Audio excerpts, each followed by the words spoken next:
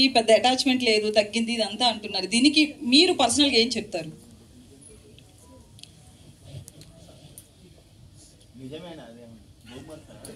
అంటే ఇందాక ఒక దానికి మీరు క్లారిటీ ఇచ్చారు కదా, అదంతా రూమర్ అని చెప్పి గడ్డం గురించి. సో ఇది కూడా అట్లేదనా, రూమరా లేకపోతే నిజంగా ఉందా? ఇప్పుడు కొన్ని సందర్భాల్లో ఒక ఫ్యామిలీలో కొన్ని సిచ్యువేషన్స్ వస్తాయి. బట్ మోర్ దాన్ ఎనీథింగ్ వాళ్ళ మధ్యలో ఉన్న రిలేషన్స్ కానీ, వాళ్ళ ఫ్యామిలీలో జరిగిన సిచ్యువేషన్స్ కానీ అన్ని 20 years నుంచి చూస్తూనే ఉన్నాను నేను. చిరంజీవి గారు ఎప్పుడు కూడా ఒక ఫ్యామిలీ కలిసి ఉండాలి. ఎందుకంటే ఇప్పుడు ఆయన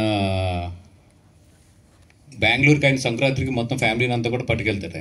ఆయన నిజంగా పట్టుకెళ్ళినప్పుడు చాలా ఖర్చు అవుతుంది, ఎందుకంటే వీళ్ళందరూ స్టార్స్ వెళ్ళి అక్కడ ఉండటం కానీ ఇవన్నీ కూడా. బట్ అందరికీ కుదిరిన ప్రతి సంవత్సరం కూడా ఆయన తీసుకెళ్ళి దాన్ని ఒక సెలబ్రేషన్ కింద చేస్తాడు ఆయన. దానికి మెయిన్ కారణం ఏంటంటే ఫ్యామిలీ అంతా కూడా కలిసి ఉండాలి.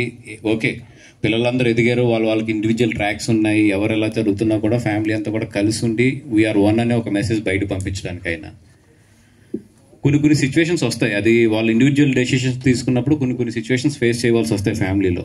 అంత మాత్రాన ఇప్పుడున్న ఏదో తాత్కాలిక ఎమోషన్స్ వీటిని తీసుకుని ఈ మెగా ఫ్యామిలీ అనే దాన్ని ఇక్కడ ఈ present situation point of view చూడటం అనేది నాకు ఎందుకో పెద్ద తెలివైన డెసిషన్ అనుకోను.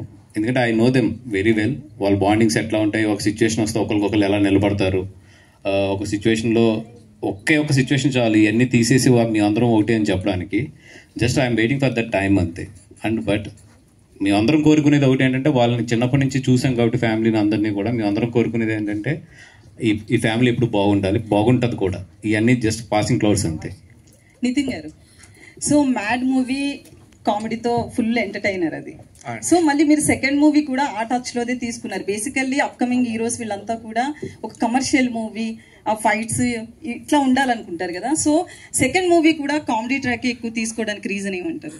అంటే ఫస్ట్ జనాల్లో అలవాటు పడిన తర్వాత ఏదన్నా చేద్దామనండి. కాకపోతే ఇప్పటికైతే నేనైతే కథనే ముఖ్యంగా చూస్తున్నాను. ఇంకేం కాదు, ఇలా ఫైట్లు ఉన్నాయా లేవా అవేం చూడట్లేదు, ముఖ్యంగా కథనే చూస్తున్నాను. సో కథ బాగుండడం వల్లే నేను, అంటే కథ బాగుంటే ఏదైనా చేస్తానండి, ఏ సినిమా అయినా చేస్తాను. ఒక తక్కువ రోల్ ఉంది కానీ సినిమా హిట్ అవుద్దంటే కూడా చేస్తాను. లాస్ట్ 3 questions అండి ప్లీజ్. ఒకే ఒక్క రిక్వెస్ట్ అండి.